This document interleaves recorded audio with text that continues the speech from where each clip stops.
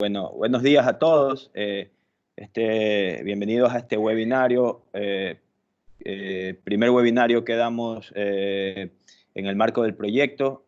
Mi nombre es Eduardo Chávez, soy profesor de la Escuela Superior Politécnica del Litoral, la Facultad de Ciencias de la Vida, y bueno, voy a hacerles una pequeña introducción sobre el proyecto. El proyecto, el nombre largo del proyecto es Plataforma Multiagencias de Investigación en Cacao para América Latina y el Caribe. El nombre corto es Plataforma Cacao 2030-2050.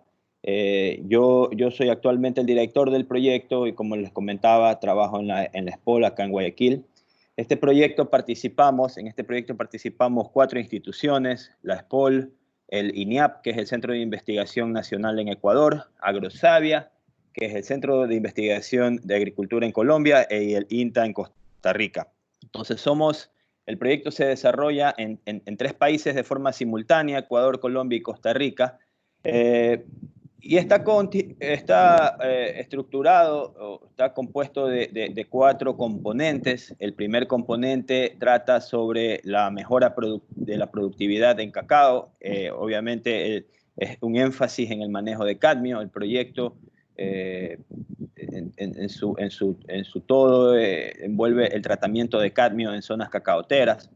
Y el objetivo de este componente es estudiar los factores productivos que afectan la acumulación de cadmio en almendras de cacao. El componente 2 lo hemos denominado calidad e inocuidad, y el objetivo es establecer y estandarizar metodologías de medición de cadmio para generar mapas y tecnologías de mitigación. El componente 3 trata sobre la normativa y gobernanza, lo hemos llamado así.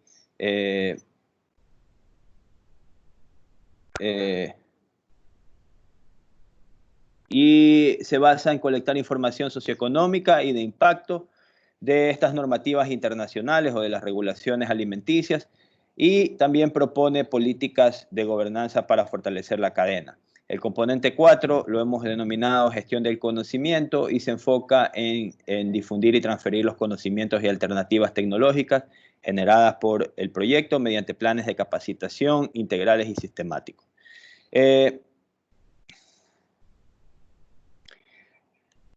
Esta es la forma como se ha estructurado estos 4 componentes. El primer componente, el manejo agronómico, tiene principalmente 2 actividades. El uno es identificar variedades que tengan capacidad de exclusión de cadmio, que su tasa de absorción sea menor. Esto lo vamos a hacer en Costa Rica y Ecuador en una etapa de invernadero, y en Colombia lo vamos a realizar en una etapa de campo.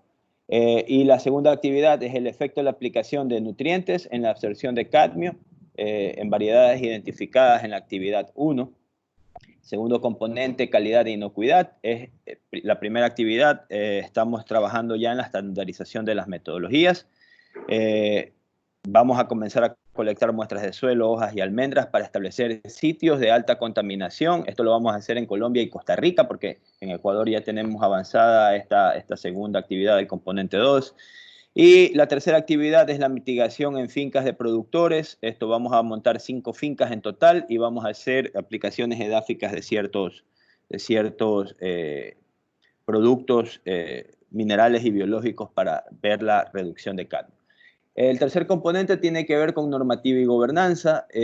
Tiene también 3 actividades. El primero es un poco trabajar en el reconocimiento de esta plataforma como un nicho importante de interacción de la comunidad científica en los países. El segundo es ya un trabajo de investigación, que es el análisis socioeconómico, macro y micro, para estimar efectos de medidas no tarifarias en este sector cacaotero. El tercero es la propuesta de normativa para establecimiento de políticas públicas con énfasis en fortalecer la cadena, ¿no? El primer componente está coordinado por el doctor Daniel Bravo de Agrosavia, el segundo componente por el doctor Manuel Carrillo de INIAP, y el tercer componente por el doctor Ramón Espinel del SPOL. Y el cuarto componente, que diríamos es un componente un poco más transversal, que es la gestión del conocimiento, que tiene dentro de sus actividades la organización de talleres anuales con organismos ejecutores y asociados, reuniones internas con representantes gubernamentales, taller de capacitación a productores y técnicos dentro de sus países, manejo de datos, sistematización de la información, y también este tipo de eventos los que estamos hoy atendiendo, que son los webinarios, ¿no? Y este es coordinado por la máster Laura Ramírez del INTA en Costa Rica. Desde el punto de vista de avance, tuvimos el primer taller anual de arranque del proyecto en noviembre del año pasado en Colombia, en el CIAT, y el taller básicamente organizamos un poco las actividades que íbamos a desarrollar durante este primer año. Hemos también estandarizado ciertos protocolos, particularmente con los que responden al componente 1 y 2.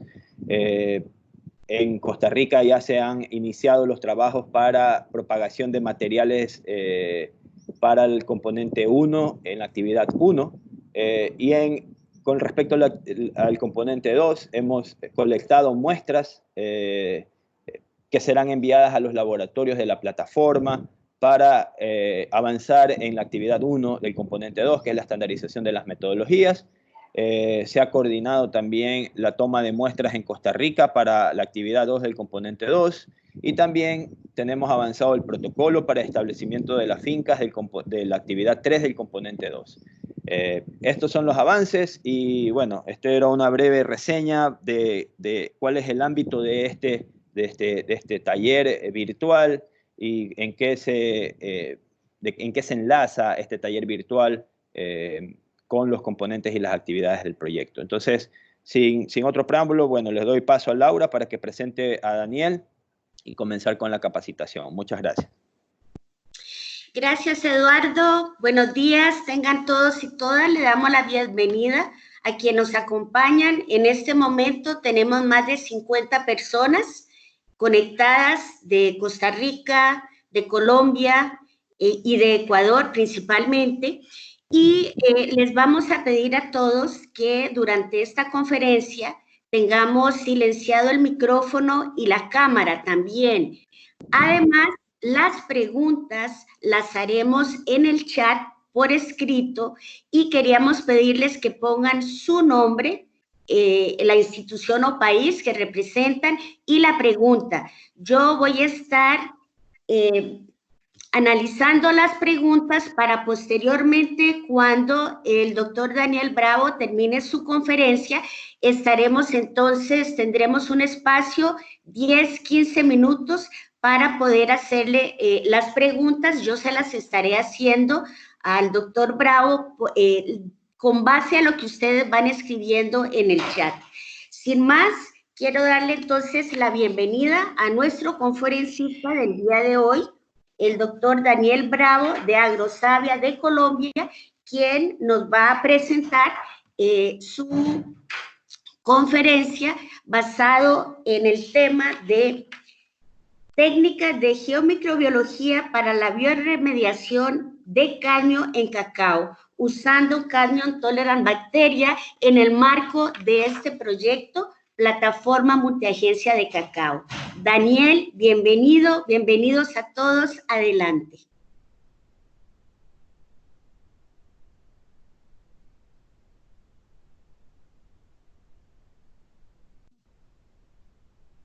Daniel, tienes cerrado el micrófono. Buenos días, disculpen, sí, muchas gracias.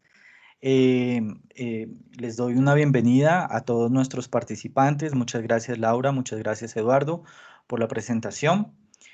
A quienes nos acompañan el día de hoy y a sus familias, quisiera enviarles también un mensaje de ánimo y empatía por todos nuestros participantes en medio de lo que en Europa denominan la coronacrisis. Espero que todos ustedes se encuentren bien y pues trabajando desde sus hogares. Como mencionaba Laura, mi nombre es Daniel Bravo, soy investigador PhD en geomicrobiología, me gradué en la Universidad de Neuenburg en Suiza y trabajo en la Corporación Colombiana de Investigación Agropecuaria Agrosavia en Colombia. El día de hoy vamos a hablar sobre un tema que es un poco novedoso para la investigación en Sudamérica, particularmente no es muy conocido los alcances de la geomicrobiología, y algunas personas conocen un poco, digamos, de manera muy general el concepto de bioremediación, Y pues estas dos aspectos que vamos a considerar los vamos a mostrar con un ejemplo particular en el cultivo de cacao y cómo puede ayudar a la problemática de cadmio en suelos cacaoteros, utilizando un grupo de bacterias que, como está en inglés, CDTB, significa que son bacterias tolerantes a cadmio. Entonces, ¿me confirman si están mirando mi presentación, por favor? Sí, Listo. adelante. Bueno, Señor. perfecto. Entonces, vamos allá. Vamos a trabajar 4 temas principales. Vamos a hacer una definición un poco general sobre qué es la geomicrobiología. Vamos a hablar un poquito sobre la biorremediación y hacer una diferenciación con respecto a otros tipos de remediación. Vamos a hablar sobre qué es el cadmio. Algunas personas pues están dentro del área y conocen bien la problemática, pero otros no. Entonces vamos a dar como ese enfoque a las personas que quizás no conozcan el tema y explicarles por qué es un problema dentro del cultivo de cacao. Y finalmente, vamos a hablar de las técnicas que se utilizan en geomicrobiología para biorremediar el cadmio en suelos cacaoteros, particularmente en Colombia. Entonces vamos a presentar un ejemplo de cómo lo estamos haciendo desde Agrosavia y también aprovechando que hacemos parte del proyecto internacional de Fontagro, como le mencionaba mi colega, el doctor Eduardo Chávez. Entonces, ¿qué es la geomicrobiología? Si uno va a diferentes textos, puede encontrar que es una disciplina científica que integra diferentes aspectos de geología, principalmente, y de microbiología de suelos. En estas dos ciencias, lo que se trata es de encontrar y comprender la interacción que ocurre entre los microorganismos de suelos y los minerales que se encuentran depositados en ese suelo. Entonces es una rama que permite diferenciar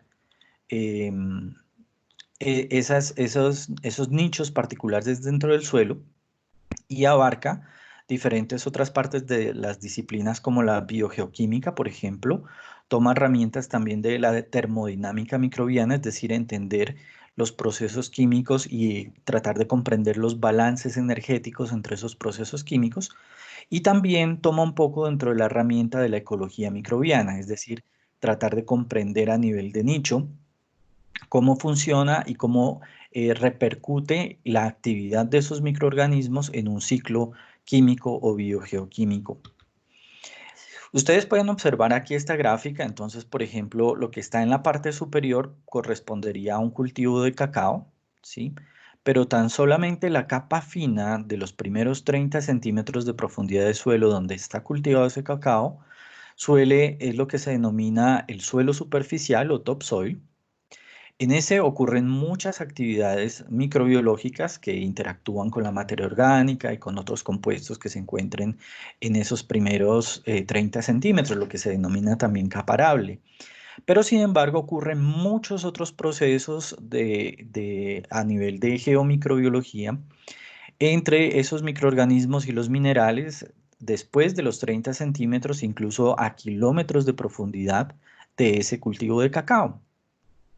Es así donde ciertas láminas y capilares que ocurren en ciertas bandas a profundidades de metros o kilómetros, o por ejemplo en las estructuras de las rocas sedimentarias que de alguna manera van emergiendo hasta el suelo superficial, siempre en esos capilares se encuentran una red de poros y unas fracturas de esas rocas, donde en las fracturas se encuentran adheridos microorganismos.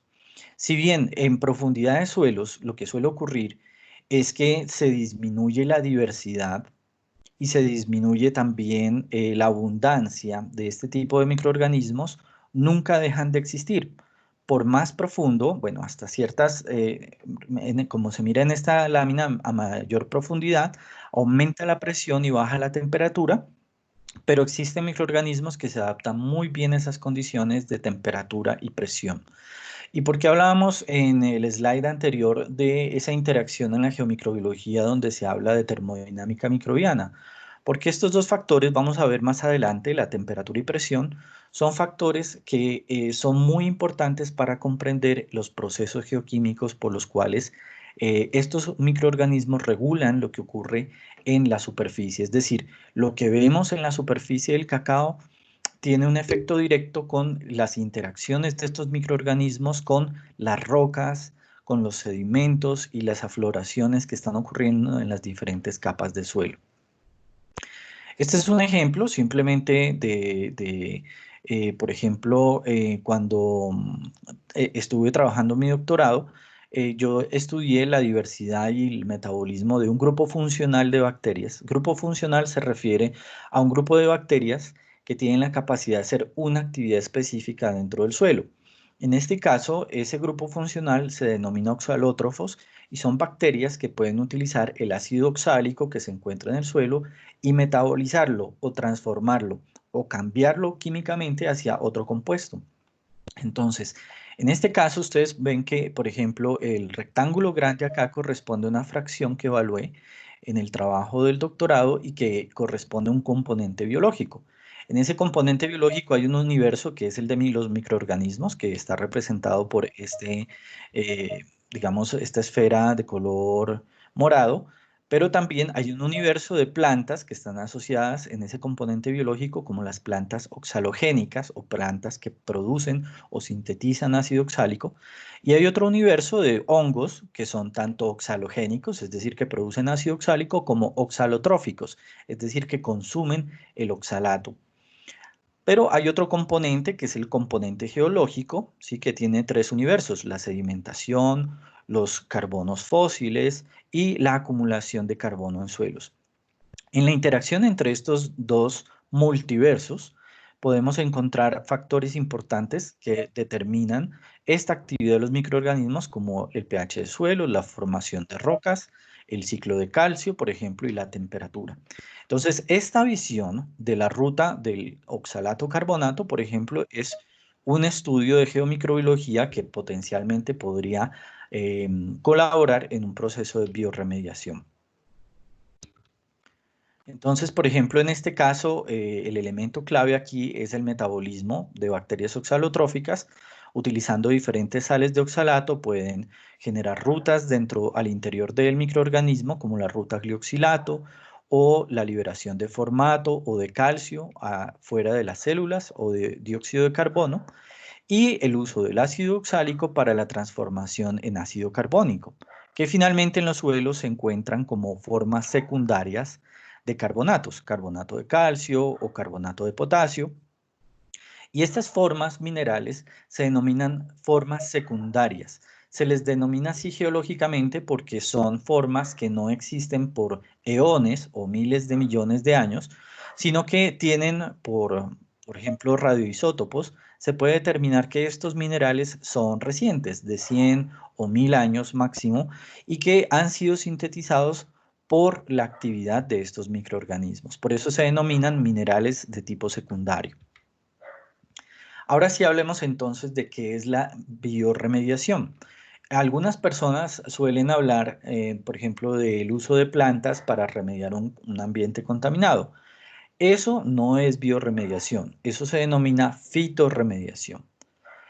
Otras personas, por ejemplo, piensan que el uso de enmiendas o compuestos compostantes o elementos compostantes o el compost es biorremediación.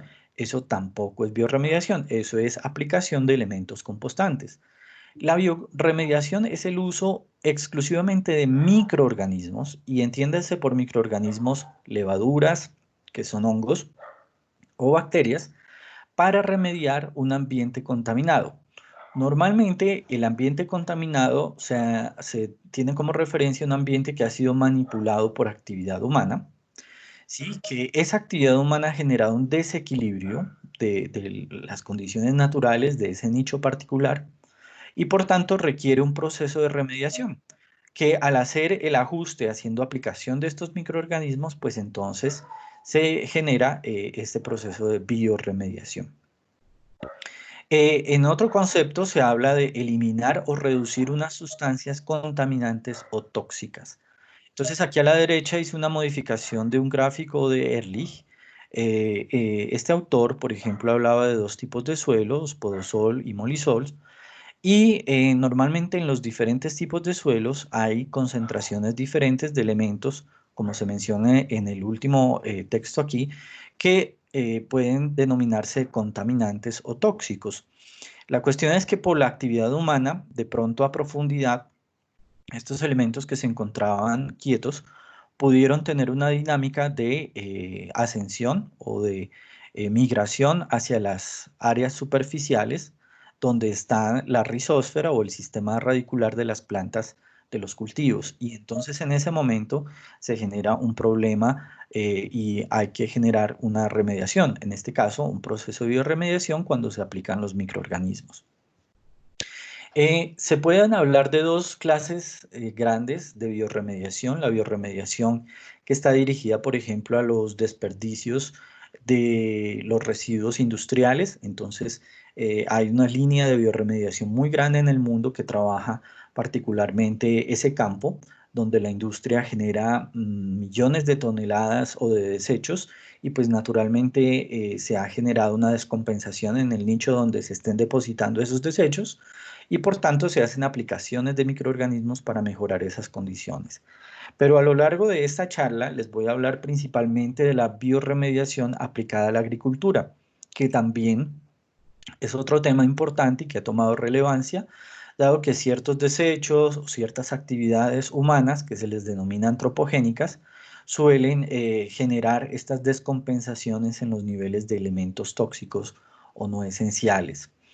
Entonces, esta gráfica simplemente trata de responder cómo saber si un producto biorremediador es aún activo en suelos. Para eso, justamente, la charla va a mostrar algunas técnicas dentro de la geomicrobiología que pueden aplicarse para hacer un buen proceso de biorremediación, una biorremediación eficiente. Utilizando una técnica que vamos a ver más adelante de microcalorimetría, uno puede, por ejemplo, tener un microorganismo que ya haya sido denominado candidato o importante para hacer un proceso de biorremediación. Después pasa por un proceso de preformulación o formulación, donde normalmente uno mejora las condiciones para que el microorganismo cumpla dos patrones. En primer lugar, que crezca, prolifere bastante bien, que tenga una tasa de crecimiento muy alta. Y en segundo lugar, que mantenga la actividad metabólica por la cual fue seleccionado. Una vez se pasa por este proceso, uno puede hacer ciertos estudios sobre los rendimientos del producto y del sustrato en cultivos, o por ejemplo se puede pasar en una fase de invernadero donde se hacen las aplicaciones y se revisa esa capacidad, esa actividad, si realmente está generándose la mitigación del ambiente contaminado por elemento tóxico. Y en un final estadio de esta investigación ya se pasa a las aplicaciones en campo, donde se hacen también otra serie de mediciones para asegurar que el producto biorremediador fue efectivo para el propósito que inicialmente se seleccionó. En todos estos pasos de este tipo de escalado de investigación en biorremediación, es importante tener en cuenta aspectos ingenieriles y aspectos de la biología misma del microorganismo que se esté estudiando. Ahora sí hablemos sobre el tercer punto de la charla y es qué es el cadmio y por qué es un problema en cacao. Bueno, el cadmio, como muchos de ustedes saben, es el elemento con el que se preparan baterías.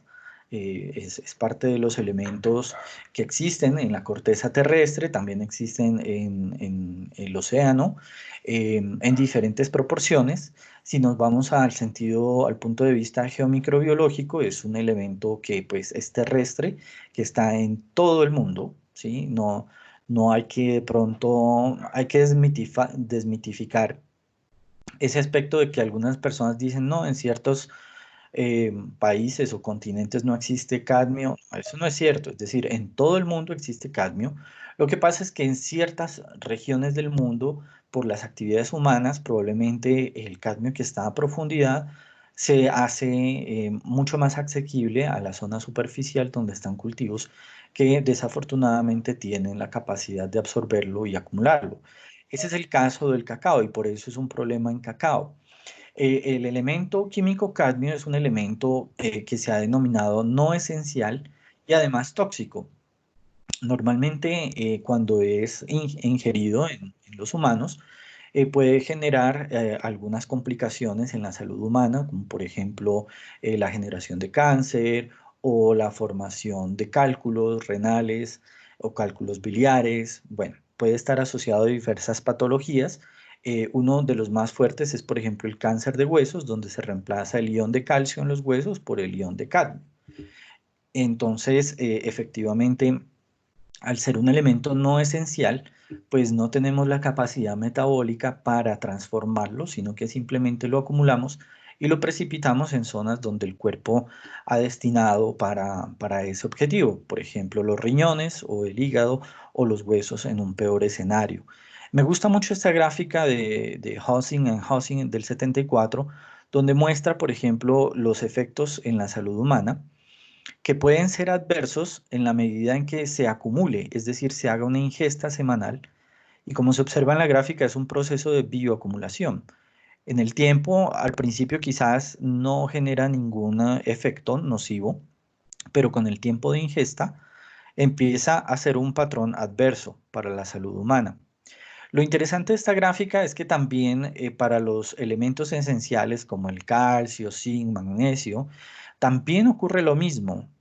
Hay una fase en la cual es menos adverso, por supuesto, es bueno, es benéfico, pero hay un punto crítico en el que si se sigue haciendo una ingesta de los elementos esenciales por encima de ese punto de saturación, pues empieza a ser adverso también para el cuerpo. Entonces, me parece muy interesante esta gráfica para explicar el efecto del cadmio y por qué es importante. En el caso del cacao, recuerden que el cacao es la materia prima con la que se realizan los chocolates. Entonces, la ingesta de chocolates que tuviesen trazas o incluso enriquecimiento de cadmio, pues con el tiempo generarían un patrón como este. Entonces, en realidad el cultivo de cacao tiene diferentes problemas, como cualquier cultivo. Uno de los problemas, incluso yo diría un poco mayor que la presencia de cadmio, es las enfermedades. Aquí podemos observar una foto de una enfermedad causada por un hongo, Monilióftora, y la monilia, por ejemplo, podría causar hasta el 50% de pérdidas de la producción en países que sean productores, como el caso de Ecuador, Colombia u otros países del mundo en África. Pero la presencia de cadmio, particularmente en la región centro y suramericana, se ha encontrado que genera ciertas dificultades porque finalmente el cadmio que se encuentra en el suelo, en las rocas sedimentarias y que por actividad humana empieza a emerger a la superficie, pues finalmente queda en la zona que denominamos rizósfera, que es donde están las raíces del cacao. El cacao no tiene un sistema particular de reconocimiento de metales pesados y de nutrientes macro y microelementos, así que simplemente absorbe todo lo que se encuentra en el suelo y pues parece ser que algunas variedades tienen incluso tasas mayores de bioabsorción que otras con respecto al elemento pesado. Y este metal pesado finalmente se va acumulando en diferentes tejidos, llegando hasta los granos, se depositan los granos, se acumulan esos granos y pues se transforma también en un problema particular que vamos a discutir ahora más adelante. Una de las alternativas, como les digo, para este problema es la bioremediación, utilizando microorganismos, como les decía al principio, CDTB, o bacterias tolerantes a cadmio. De hecho, publicamos un paper en el año 2018 sobre el tema para Colombia. Entonces, si alguna persona está interesada, con mucho gusto con el correo, les podemos enviar el artículo científico para su lectura. Y este tema de cadmio en cacao, pues traigo a colación esta gráfica porque me resulta bastante lógica al pensarlo así. Si Jesús intentara hoy en día alimentar a los 5.000 del milagro de los panes y los peces, pues hoy en día la población es más informada, entonces muchos de ellos preguntarían, uy, pero es que yo no puedo comer eso porque soy vegetariano. Otros dirían, ¿y a ese pescado ya le hizo el test de mercurio? ¿Cómo está de mercurio ese pescado? Y otros dirían, uy, pero ese pan es libre de gluten, es que yo tengo problemas con el gluten. Entonces, básicamente lo que quiere decir esto es que el cadmio siempre ha estado ahí. Probablemente desde que existe también pues antes de que fuera cultivado, el cacao en su forma natural en los bosques tropicales y neotropicales siempre estuvo asociado y tuvo esas tasas de absorción de cadmio y metales pesados. Lo que pasa es que hoy en día somos una población un poco más informada y pues la investigación científica nos permite entender un poco mejor y propendemos consumir alimentos que sean inocuos, que estén libres de contaminantes y que no vayan a afectar o vayan en detrimento de la salud humana. Entonces, con base en esto último que acabo de decir, hubo una agencia particular que se llama la Comisión Codex Alimentarius, que hace parte de la FAO y la Organización Mundial de la Salud, para generar unos niveles máximos permisibles de este metal pesado de cadmio en los granos de cacao. Entonces, con base en esta regulación, muchos de los países que tienen ciertos enriquecimientos del metal en los granos de cacao empezaron a trabajar en conjunto para poder encontrar alternativas que permitan bajar o mitigar o bloquear los niveles de cadmio que lleguen finalmente y se depositen en los granos de cacao. Por eso, justamente, hacemos parte de este proyecto Fontagro Internacional, como les mencionaba mi colega, el doctor Eduardo Chávez, donde participamos 3 países que estamos interesados en mejorar esas condiciones. Entonces, hablemos un poquito más de la geomicrobiología del cadmio en el cacao. Básicamente aquí en esta representación a la derecha pueden ver las CDTB o bacterias tolerantes a suelos, a cadmio, perdón. Son bacterias que están en esos suelos cacaoteros y que pueden generar 2 procesos.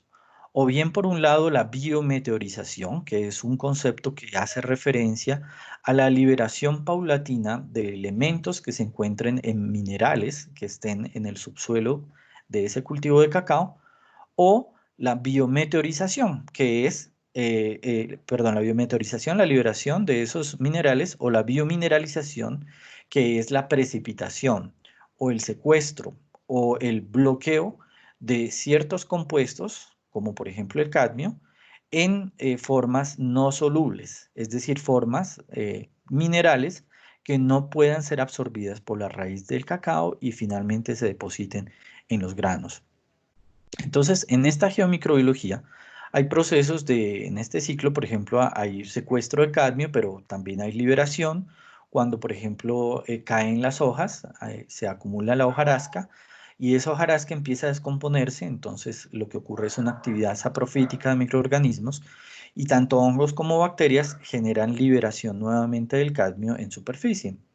Luego por procesos de lluvias, escorrentías, probablemente ingrese de nuevo el cadmio a el topsoil o los primeros 30 centímetros o al subsuelo, donde hay una química diferente también con otro tipo de microorganismos. Entonces, esta sería la geomicrobiología y estos microorganismos vienen a jugar un rol supremamente importante para generar un balance, ya sea en el proceso de biometeorización o lo que queremos en este caso, que es en un proceso de bioremediación, la biomineralización del cadmio para la formación de este tipo de minerales, como la grinoquita o jaulellita, que son sulfuros y sulfidros de cadmio, la cadmioselita, que son selenitos de cadmio, y principalmente lo que hemos visto por lo que les voy a mostrar más adelante, otavita, que son formas secundarias de carbonato de cadmio. Bien, ahora sí hablemos entonces a lo que vinimos, técnicas de geomicrobiología para biorremediar cadmio. Y les voy a mostrar algunas de las técnicas que hemos estado empleando en Agrosavia, en Colombia particularmente, para hacer este tipo de análisis. Debo decir que es un tipo de enfoque muy novedoso.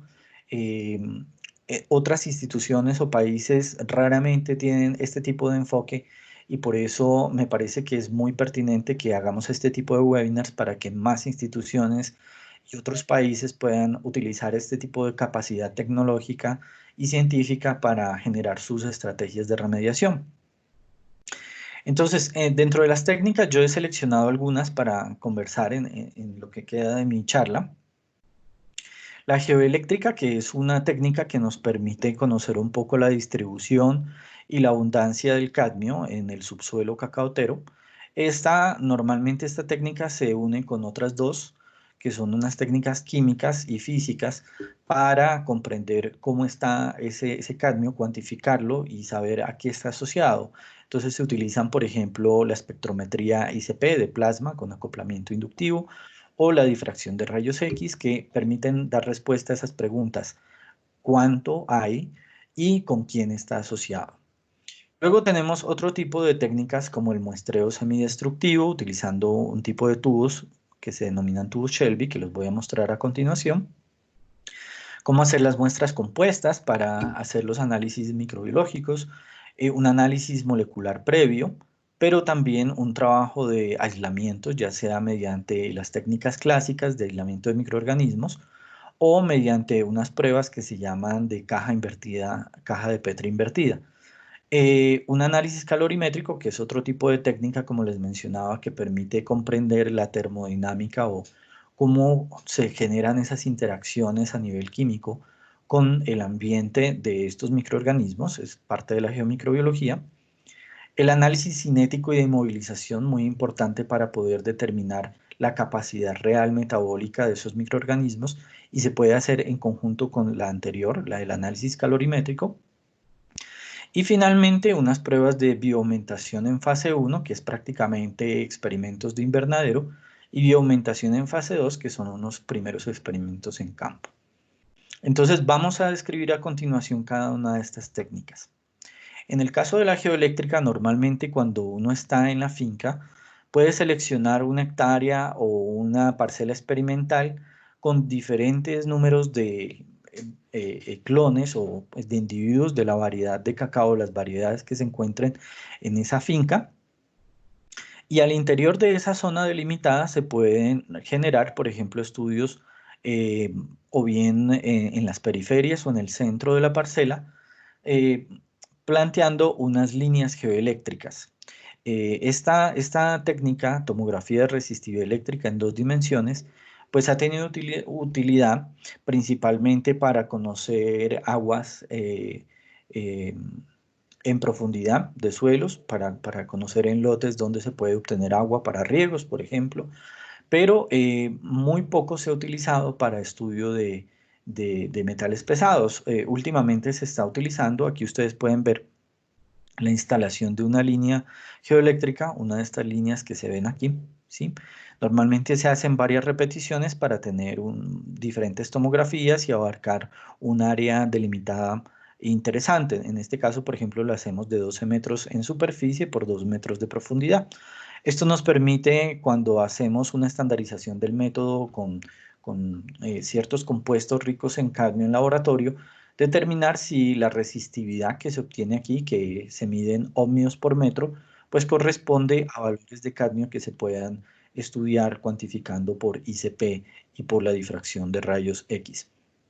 Luego en estos diferentes puntos se pueden realizar perfiles de suelo o calicatas donde se toman diferentes muestras, ya sea bien para hacer los aislamientos de los microorganismos tolerantes a cadmio, para conocer cadmio total, cadmio disponible, para conocer propiedades también físico-químicas de ese suelo, como pH, la temperatura, la conductividad. Y es muy importante a todas estas, a estos datos que se están obteniendo de este setup experimental, asociar datos también edafoclimáticos de precipitación, humedad, un poco la descripción topográfica del sitio, como para poder tratar de entender la situación actual de esa finca. Y en esto quiero resaltar que lo que hemos encontrado en la investigación científica es que la distribución del cadmio suele ser sitio específica. Incluso dentro de una finca pueden haber variaciones en los contenidos de cadmio en suelos y en granos, por lo cual hay que hacer este tipo de estudios un poco más a detalle como se presentan aquí. En esta slide les muestro entonces una tomografía de resistividad eléctrica en 2 dimensiones, como les mencionaba, a 12 metros recorriendo o analizando 12 metros en superficie por 2 metros de profundidad. Y los colores aquí corresponden a una escala de resistividad en ohmios por metro. Normalmente cuando se hace la estandarización en laboratorio se encuentran estos colores cercanos al rojo y al violeta, muy cercanos a los compuestos puros que utilizamos, como por ejemplo carbonato de cadmio, sulfato de cadmio, cloruro de cadmio, como para poder estar seguros de que la predicción es bastante confiable con respecto a los datos de campo o in situ que encontremos. Entonces, estos puntos particulares y a esas profundidades nos permiten estar seguros que en esas zonas puede haber enriquecimiento o puede haber una mayor concentración del metal. Normalmente esos son los puntos que seleccionamos para hacer los análisis como este que presento aquí a la derecha, que es un análisis de fracción de rayos X donde podemos identificar los picos característicos del ion cadmio. Aquí está un poco más ampliado este difractograma de rayos X, donde podemos también analizar a qué está asociado ese pico característico de cadmio y en qué porcentaje. De esta manera podemos determinar también la composición mineralógica o mineral de la muestra que hemos tomado. Lo que encontramos es que, por ejemplo, hay una excelente correlación entre la resistividad, los datos de resistividad con los datos de la cuantificación por ICP de cadmio en esos suelos, en diferentes sitios donde hemos muestreado. Ahora, para los muestreos semidestructivos, y esto es importante, hacer muestreos semidestructivos, es decir, no romper todo el suelo, porque al interior de ese suelo se están dando estas interacciones geomicrobiológicas que les mencionaba, es decir, entre el microorganismo de suelos y los minerales que se encuentran depositados ahí. Así que en las calicatas o en los perfiles de suelo, utilizamos estos tubos que se denominan tubos Shelby, para las tomas de muestras de aproximadamente 500 gramos de suelo, que es lo que utilizamos para hacer los siguientes procedimientos. ¿Qué es lo que hemos encontrado en esas calicatas? Por ejemplo, afloramientos y fragmentaciones de material parental que de alguna manera fue emergiendo hasta la superficie. Y a estos normalmente les hacemos pruebas de difracción de rayos X para conocer, por ejemplo, la presencia de carbonatos secundarios de cadmio. También hemos observado muy cerca a las raíces de cacao estas estructuras y estas formaciones miceliares que cuando tomamos muestras y realizamos los análisis de difractometría también coincidieron con la hipótesis planteada de la formación de carbonatos secundarios u otavitas. En el análisis molecular es importante utilizar, por ejemplo, genes, lo que se denominan genes del metabolismo particular o genes funcionales, ya que estamos hablando de un grupo funcional que se llama bacterias tolerantes a cadmio, pues debemos enfatizar o enfocar la investigación utilizando genes que de alguna manera muestren una función relacionada con el bloqueo o la transformación o la quelación del metal pesado y la transformación en otro compuesto. Utilizamos, por ejemplo, por solo citar uno, el gen CADA, que codifica para la enzima tipo P ATPasa dependiente, que es una metaloproteína que permite el antiporte de cadmio para internalizarlo en el citosol o en el citoplasma bacteriano. Entonces es un gen que definitivamente tiene un rol muy importante a nivel de función dentro del microorganismo y por eso tratamos de buscar amplificación de este gen. Obviamente esta es una herramienta que ayuda a saber si tiene el potencial ese microorganismo para poder realizar esa función. Sin embargo, no significa que realmente esté haciéndolo, es decir, puedo yo tener muchos genes, como por ejemplo el de la altura, pero no significa que lo haya expresado, es básicamente eso. Entonces, eso sirve como para tener una idea si esos microorganismos tienen el potencial, pero aparte de eso hacemos los aislamientos. Utilizamos el método clásico, por ejemplo, donde hemos tenido un buen pool de bacterias. Tenemos un banco de trabajo de 145 bacterias tolerantes a cadmio y unos 7 hongos, como se observa aquí, que los hemos aislado o bien por el método de plaqueo clásico, en un medio de cultivo con un enriquecimiento de cadmio en diferentes concentraciones, o el método de placa invertida. Entonces, lo que quiero mostrarles es que el grupo funcional de bacterias tolerantes a cadmio es diverso. Como ustedes pueden ver, no corresponde a un solo taxón o a un solo filum. Aquí pueden ver las clases. Hay bacterias de tipo de las clases beta, gamma, alfa proteobacteria, pero también hay bacillus y hay del grupo de actinobacterias o actinomicetos, particularmente streptomicetos, pero también hay algunos como por ejemplo, Achromobacter o Arthrobacter. También de aquí yo destaco muchas bacterias como estas Novosfingobium, por ejemplo, o los diferentes tipos de rhizobiales, incluyendo este género de Encifer, son muy interesantes. Las Burkholderias son un grupo particular de bacterias que tienen unas capacidades increíbles de metabolización de metales pesados. Sin embargo, por, digamos, su relación con cierta patogenicidad tanto en cultivos vegetales como en humanos, pues se suele descartar para procesos de biorremediación. La caja de Petri invertida es un experimento que permite con la muestra de suelo y teniendo el medio cultivo en la parte superior, es decir, invertida la caja de Petri, esta es la tapa de la caja de Petri, normalmente ese suelo que está adherido ahí empieza a generar una serie de hifas o micelios fúngicos que crecen de forma antiparalela a la gravedad. Es decir, suben y hacen un contacto en estos puntos con el agar o el medio de cultivo sólido que se esté utilizando y que esté enriquecido en cadmio. Entonces, en estos puntos donde ven ustedes aquí y esto que observan aquí corresponde a una hifa o bueno, un grupo de hifas que ha llegado a esta zona. Esto se basa en la teoría de las rutas autofúngicas, por decirlo así, o fungal highways, autorrutas fúngicas que permiten a su vez en este punto donde está el suelo hasta el punto de contacto en el medio cultivo, pues migrar a bacterias que puedan utilizar también este medio cultivo, es decir, bacterias que se enganchan, que tienen esa cierta capacidad de transporte, de engancharse al hongo, y lo utilizan como una autorruta o como una autopista para llegar hasta el medio de cultivo. Aquí en el medio entre este agar y la muestra de suelo no hay nada, hay aire, así que las bacterias no vuelan y para ellas es imposible, es prácticamente, si esta fuera la Tierra y esta la Luna, pues si no tienen un transporte no podrían llegar a este medio final. Y este es un sistema muy interesante que reportamos en 2013, pero para quienes estén interesados en esta metodología pueden consultar también los trabajos de Kolmaya o de Lukas Witz, por ejemplo, en Alemania. Aquí las confirmaciones que se hacen con otro tipo de test, donde ustedes pueden ver mucho mejor las amplificaciones de los hilos fúngicos entre dos medios de cultivo y normalmente se hacen algunas pruebas moleculares confirmatorias.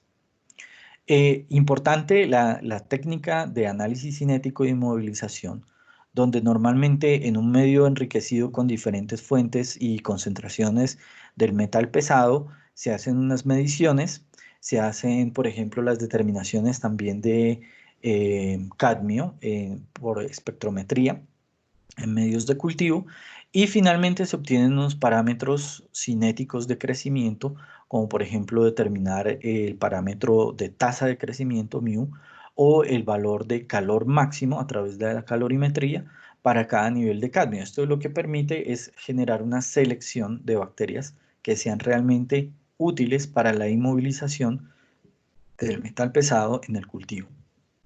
Ahora bien, hablemos un poquito de calorimetría.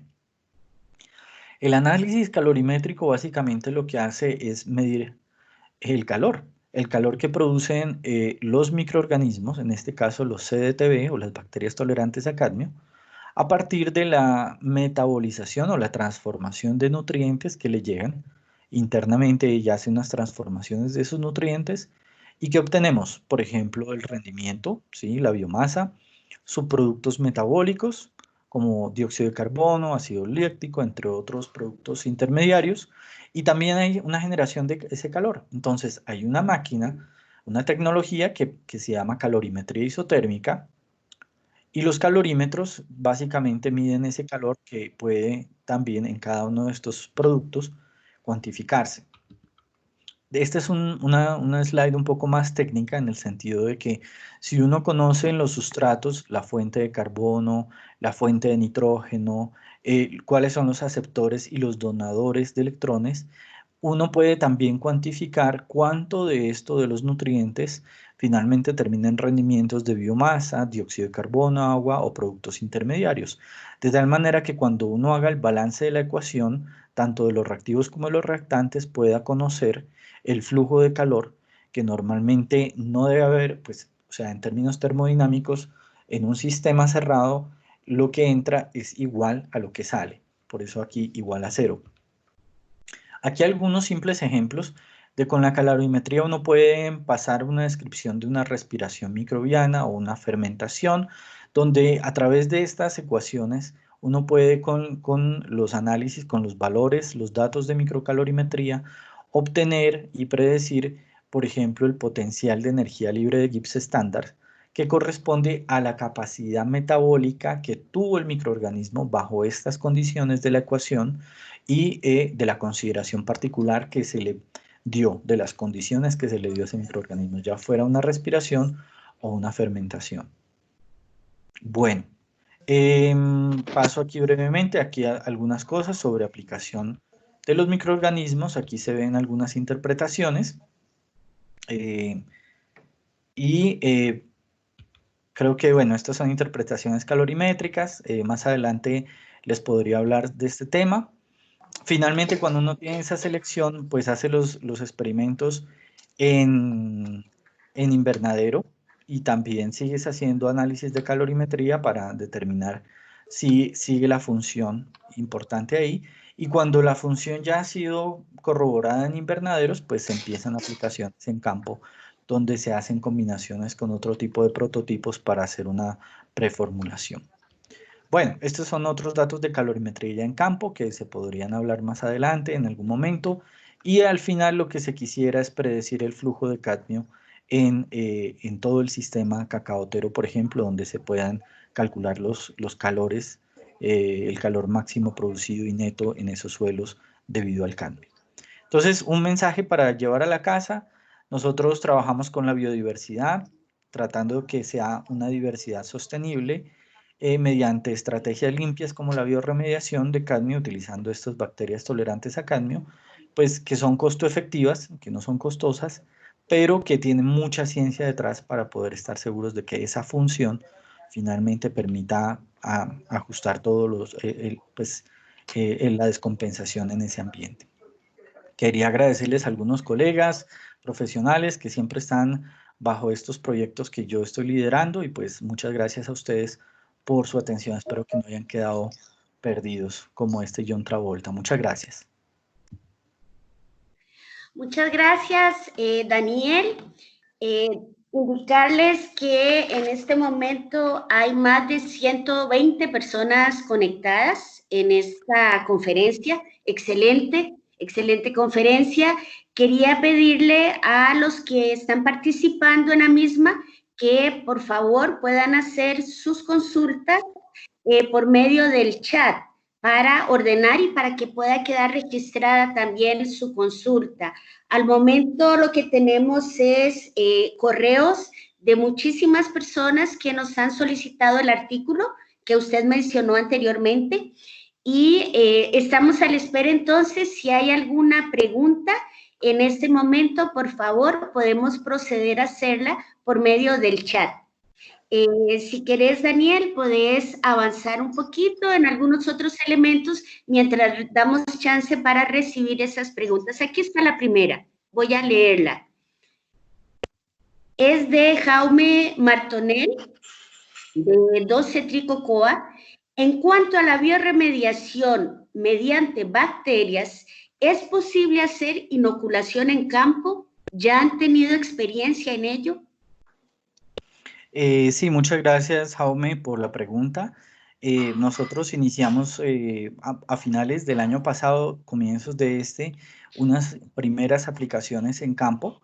Estábamos haciendo algunas validaciones en invernadero y estábamos estudiando un poco la preformulación de estos microorganismos, con qué otro tipo de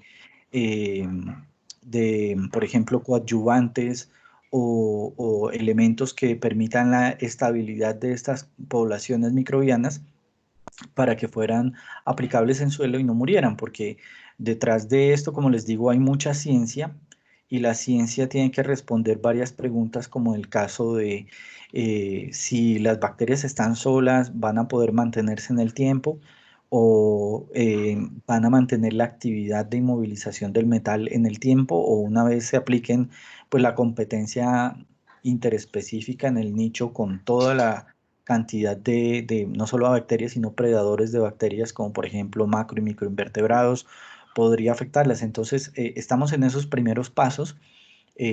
Delimitamos ciertas parcelas experimentales en 2 departamentos de Colombia, que son cacaoteros, y pues estamos haciendo aplicaciones para ir determinando tanto la eficacia de la actividad como la permanencia de la población microbiana que estamos haciendo la aplicación.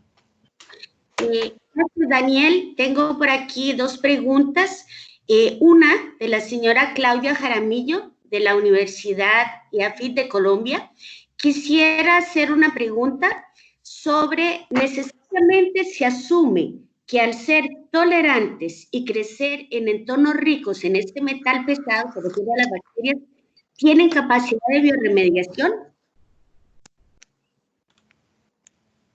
A ver, no entendí muy bien la pregunta. ¿Me la puedes repetir? Dice, sobre las bacterias cadmio tolerantes, necesariamente ser tolerantes en este metal pesado, ¿tienen capacidad de biorremediación? Bueno, eso es una buena pregunta. Lo que les mencionaba anteriormente, en el caso de las bacterias que están en el suelo, no todas son biorremediadoras. Algunas tendrán el potencial, es decir, como les mencionaba, por ejemplo, para ponerlo en términos humanos, todos tenemos los genes de la altura, pero algunos los expresan, otros no los expresamos. Es decir, todos tenemos el potencial de ser altos, pero algunos expresan mejor ese potencial que otros. En las bacterias sucede lo mismo. Esta es una premisa, no recuerdo ahorita el nombre del científico del siglo XVIII, pero él decía, todo está en todas partes, el ambiente selecciona, y eso es verdad. Eso aplica para todos los sistemas biológicos. En el caso de las bacterias de suelo hay muchas que tendrán el gen o varios genes implicados en rutas metabólicas de inmovilización del metal, pero finalmente es la exposición directa al metal pesado la que permite determinar si esa población sobrevive o no. Entonces, se hacen estudios con diferentes poblaciones, normalmente se hace un enriquecimiento del suelo para ir seleccionando las candidatas, es decir, con tasas muy altas de concentraciones del metal pesado, si las poblaciones sobreviven y se reproducen, pues quiere decir que tienen esa capacidad. Normalmente lo que se considera es que el metal es tóxico y no esencial, pero como lo mencioné en mi charla, para las bacterias que son realmente tolerantes al metal, estas lo pueden utilizar como un aceptor de electrones. Entonces, en ese sentido, la cadena respiratoria de estos microorganismos pues no se ve afectada y por eso pueden reproducirse mejor. Gracias, Daniel. Otra pregunta del señor Ronald León, de la SPOL de Ecuador. Una vez que las bacterias, hongos cumplen su ciclo biológico y mueren, ¿qué pasa con el cadmio capturado por ellas? ¿Vuelven al sistema? ¿La planta lo vuelve a absorber? Esa es una muy buena pregunta y yo quisiera, para responderle, mostrar simplemente esta figura sobre la geomicrobiología del cultivo de cacao y recordarle a nuestro público que normalmente la acción de estos microorganismos tolerantes a cadmio durante el proceso de biomineralización es que hacen una transformación interna a nivel celular de estas formas solubles de cadmio, por ejemplo, el ion cadmio más 2, o cloruros, o manganesos de cadmio o de hierro, y estos normalmente, finalmente, mediante esas rutas metabólicas pueden transformarse en estos tipos de compuestos, es decir, estos con el tiempo se van agregando, son pequeñas agregaciones, y con el tiempo forman este mineral. Son, como le mostraba en esta foto también más adelante, aquí, por ejemplo, estos micelios corresponden a micelio de carbonato de cadmio. Entonces, por más de que las bacterias quizás mueran, esas poblaciones, cuando eclosiona la célula y libera todo su contenido citoplasmático, dentro de ese contenido van a estar estas formas transformadas o precipitadas de cadmio. Y estas formas son formas no solubles, son formas lo que se denominan geoestables. Es decir, que pueden pasar 100, 1000 años sin que se rompan los enlaces entre las bandas químicas que sostienen al cadmio en estos micelios. Por tanto, pues estas no van a penetrar en las raíces de cacao, ni van a llegar como destino final al grano, ni se van a acumular. Entonces van a, de alguna manera en el tiempo, a generar una disminución en la concentración de cadmio en esos suelos, en esos granos.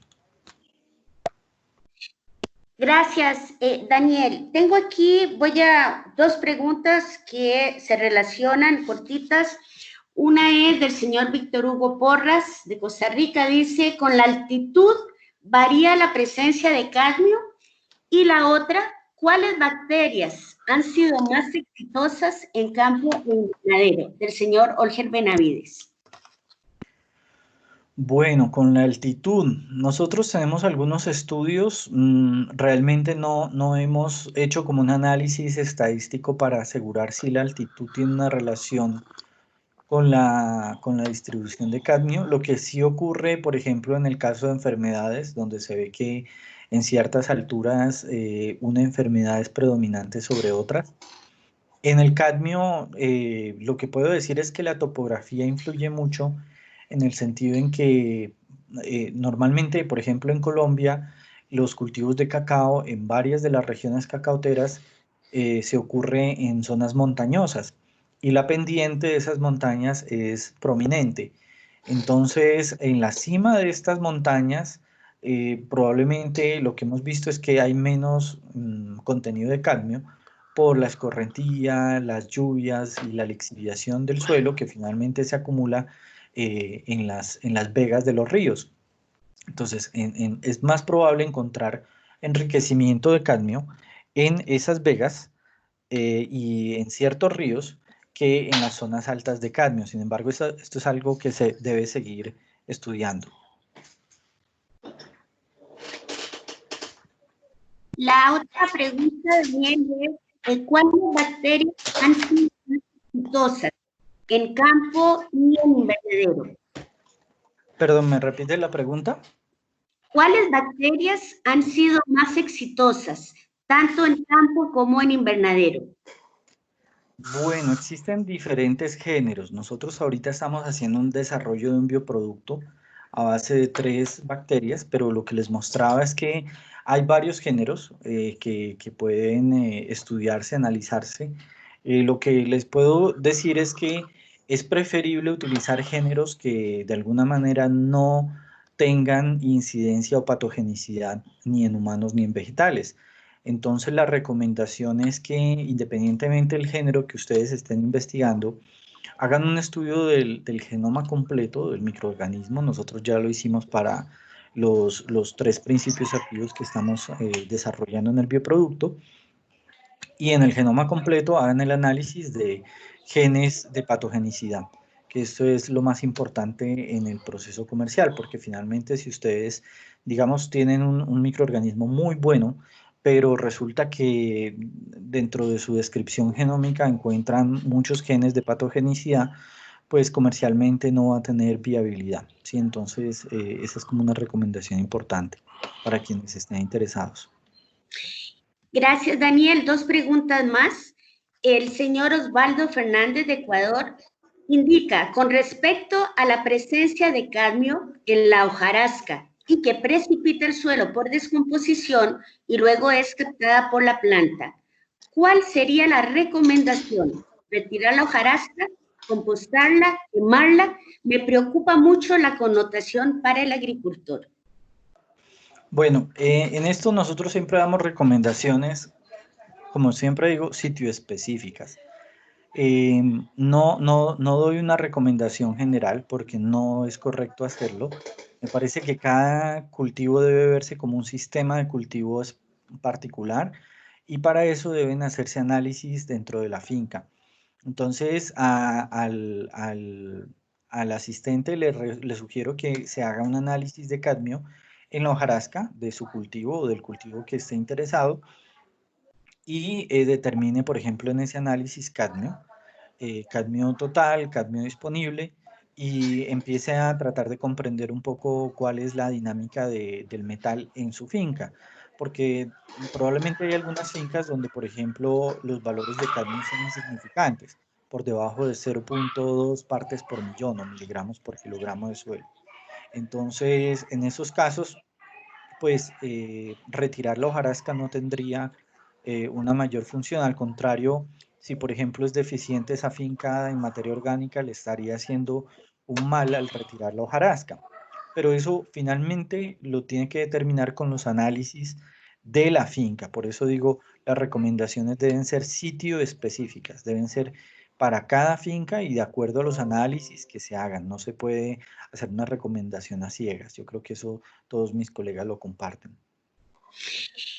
Gracias, Daniel. Tengo otra pregunta de Víctor Gustavo de Costa Rica. Dice, de acuerdo a su experiencia. Pregunta de Víctor Gustavo de Costa Rica. Dice, de acuerdo a su experiencia. ¿Hubo en algún momento? De acuerdo a su experiencia. ¿Hubo en algún momento? De acuerdo a su experiencia. ¿Hubo en algún momento? Fincas con suelos con historial de uso.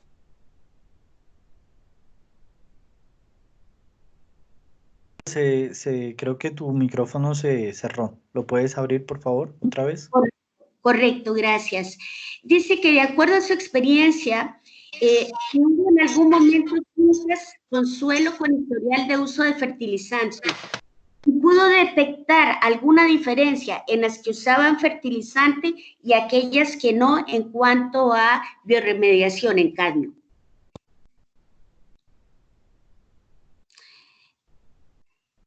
Daniel. Perdón, ¿me puedes repetir la pregunta? Es que estaba con la edición del micrófono y no escuché bien la pregunta. No se preocupe. Gracias. Dice que de acuerdo a su experiencia, si tiene experiencia con fincas que usaban fertilizantes, si hubo alguna diferencia en cuanto a biorremediación en aquellas que usaban fertilizante y aquellas que no. Sí, nosotros hemos hecho, por ejemplo, análisis de fertilizantes que aplican ciertos cacaocultores y hemos encontrado unas concentraciones incluso preocupantes de cadmio. Este es un tema que lo estamos manejando también dentro del proyecto de Fontagro y el proyecto de Agenda Dinámica de la Corporación de Agrosavia, con sumo cuidado porque entendemos que pues no hay una regulación o una normativa, una ley que sea mucho más concreta, particularmente para los niveles de cadmio que puedan afectar en el proceso acumulativo. Recuérdense que esto es una bioacumulación en el tiempo del metal pesado. En algunos casos lo que hemos es sugerido evitar el uso de ciertos fertilizantes después de hacer el análisis de cadmio, porque hemos encontrado algunas concentraciones de 30 a 60 partes por millón en esos compuestos fertilizantes, algunos de síntesis química, otros por enmiendas orgánicas o por el compost que tratan de hacer con las gallinazas o con las porquinazas. El problema es que cuando no se realizan bien, no se completa el ciclo de producción de estas enmiendas, la enmienda finalmente está contaminada y tiene un gran porcentaje de cadmio disponible que puede entrar fácilmente a las raíces de la planta. Entonces, es un tema, como menciono en la pregunta anterior, que debe analizarse en cada finca, debe solicitarse los análisis o tomar muestras de los fertilizantes que está aplicando el agricultor y con base en eso hacerle también sugerencias. Si, por ejemplo, son realmente trazas, entonces pues no vale la pena hacer un cambio de la fertilización, porque además esta fertilización probablemente haya tenido ya años de aplicación, entonces hay que hacer un estudio diagnóstico y de monitoreo tanto en lo que ya pasó como hacia el futuro. Y pues hemos visto que, por ejemplo, en algunos casos, fincas donde hemos hecho suspensión de fertilizantes, empiezan a verse algunas reducciones de cadmio en suelos. Y pues vamos a ver ahora con las aplicaciones de los microorganismos si empiezan a generarse estas reducciones. Un comentario ahí sobre esto es que en el caso de la biorremediación es un proceso también que toma tiempo. En muchos casos, como las enmiendas orgánicas o inorgánicas, pues también se requieren al menos de 2 años de aplicaciones para empezar a ver algunos efectos, pero el cultivo de cacao es así, toma tiempo, así que las aplicaciones no se van a ver resultados al siguiente día o incluso a los 4 meses de aplicación, sino que después de 1 año o 2 años de aplicación se empieza realmente a observar datos que puedan ser debidos realmente a la actividad que uno espera por las aplicaciones. Gracias. Vamos a hacer la última pregunta. No porque sea la última, hay más, pero el tiempo es importante. El resto de las preguntas, quedan como 2 o 3, las estaremos contestando vía correo. Además, indicarle a los participantes que posterior a este webinar haremos una nota técnica, de manera que pueden accesar a la información. La pregunta es la siguiente, de Ginelle de Los Ángeles Soto. Lo felicito por la conferencia. Dice, esta parte de la investigación con microorganismos. Quería preguntar sobre bacterias patógenas, como del género de Streptomyces o Bacillus. Algunas son exitosas en bioremediación, pero en caso de ser patógenas, ¿cuál sería el manejo y estudio de las mismas a nivel de campo? Y luego indica si le pueden dar el nombre del investigador alemán que se mencionó en la metodología molecular. Gracias. Adelante, Daniel. Sí, bueno, son 2 preguntas. La primera, sobre las bacterias patógenas, es importante en el proceso de aislamiento trabajar la biología molecular, tanto con genes funcionales, como les mencionaba, por ejemplo, FRC, CAD-A, como con genes de identificación, como por ejemplo el fragmento que se utiliza del gen ARN ribosomal de la subunidad 16 para hacer la identificación inicial. Recuerden que con este gen, con el 16S ARN ribosomal, normalmente uno llega a una identificación hasta género, no hasta especie, para saber, digamos, el apellido de esa bacteria. Normalmente uno utiliza lo que se denominan housekeeping genes o genes de este tipo que son mucho más conservados en la secuencia y que son tan conservados que se puede separar a nivel de especie. Entonces, si alguien quiere saber el nombre y la especie, pues tendría que amplificar y secuenciar también esos housekeeping genes. Y una vez tenga la identificación de género y especie, y se hayan hecho de pronto las pruebas cinéticas, se hayan encontrado buenas tasas de inmovilización de metales pesados, ya sea cadmio o cualquier otro, sería sugerible hacer la secuenciación del genoma completo de ese microorganismo potencial que se quiere trabajar. Como lo mencionaba en una de las preguntas anteriores, es importante dentro de ese análisis del genoma revisar genes potenciales que sean patógenos, es decir, que tengan resistencia a ciertos antibióticos. Y la patogenicidad obviamente va a ser un carácter o un criterio fundamental en la decisión de si continuar con ese microorganismo o no. Bacillus es, pues, digamos, la clase Bacilli es muy gigante, es grande. Entonces, pues, ahí pueden haber algunos patógenos, algunos que no lo son. En actinomicetos realmente la patogenicidad es baja. Yo creo que los streptomicetos son realmente al contrario de patógenos muy benéficos.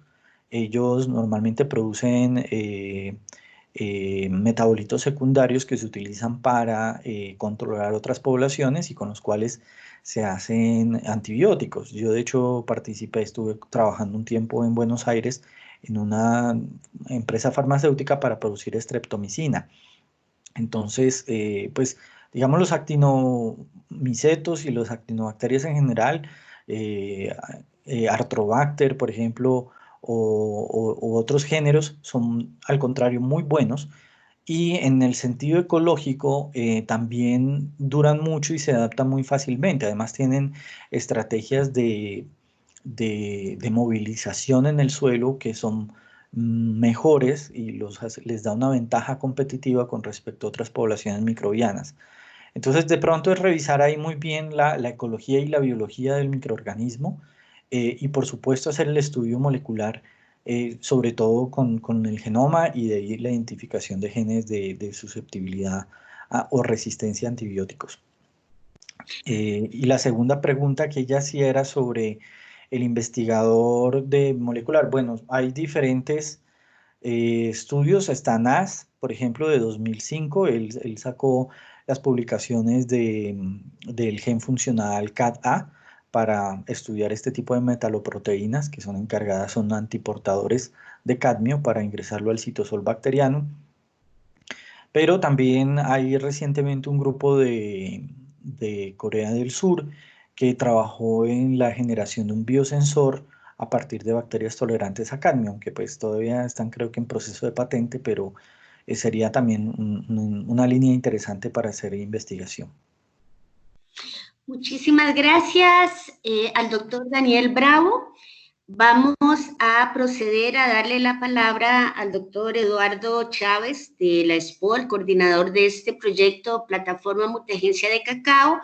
Antes de dar el pase, indicar que en mayo estaremos realizando un nuevo webinar en el marco de este ciclo de conferencias del proyecto Plataforma Cacao. Les estaremos cursando la invitación correspondiente y este webinar ha estado siendo grabado. Podemos compartirlo, igualmente el artículo que se nos solicitó y el resto de las preguntas que por tiempo no pudimos hacer están siendo grabadas, de manera que estaremos dando respuesta a todas sus consultas. Muchas gracias, Daniel. Le doy el pase a Eduardo Chávez. Adelante. Gracias, Daniel, excelente, y gracias, Laura, también por la coordinación del webinar. Bueno, algo de lo mejor que se escapó de la presentación es que esta estrategia también va a ser aplicada en finca para tratar de remediar o mitigar la concentración de cadmio, reducirla en la traslocación desde el suelo a la planta en Colombia. Y no la vamos a poder hacer, al menos en el corto plazo o mediano plazo, en Ecuador y Costa Rica, porque no tenemos los materiales todavía listos, no hemos aislado, no hemos hecho ningún screening para estas bacterias, el trabajo que presentó Daniel, el trabajo inicial.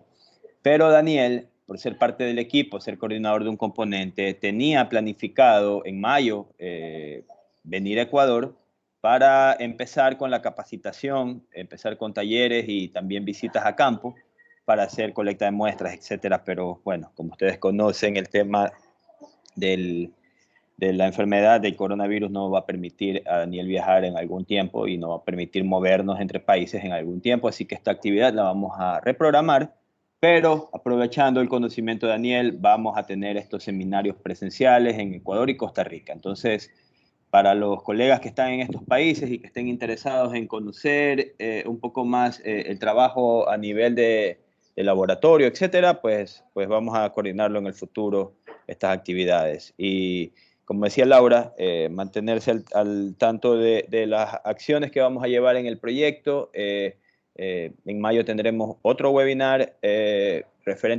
probablemente referente al tema socioeconómico y las evaluaciones que ya estamos haciendo en Ecuador en conjunto con el Ministerio de Agricultura de Ecuador.